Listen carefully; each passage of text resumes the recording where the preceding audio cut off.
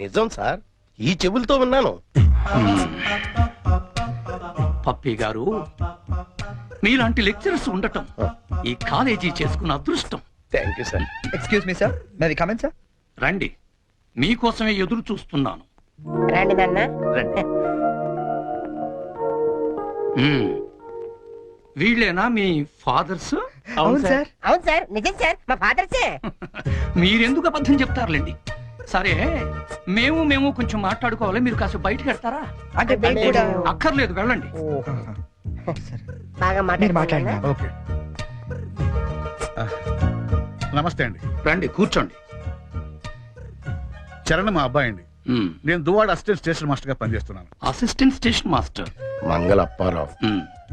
మరి మీరు? నా పేరు అప్పలనాయుడు, జెడ్పీటీసీ మెంబర్ నండి. జెడ్పీటీసీ. చాకలి సత్తిగాడు. ఇంకా? నా పేరు సత్యనారాయణ, ఈయన అమ్మన్న, మాది బెల్లం వ్యాపారం. Cycle shop Simhachalam, recording dance Rambabu.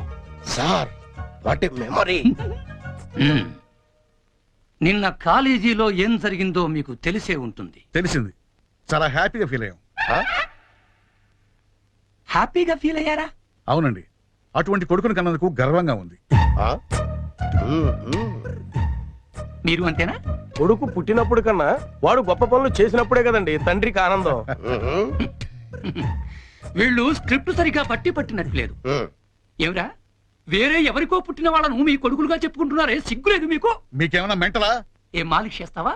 ఏమిటి పిచ్చి పిచ్చిగా మాట్లాడుతున్నారు? రేయ్ మంగళప్పారావు, నీ కటింగ్లు నా దగ్గర కాదు.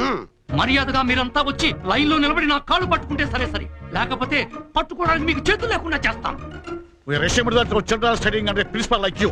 We shall report to the government. Come on. Bow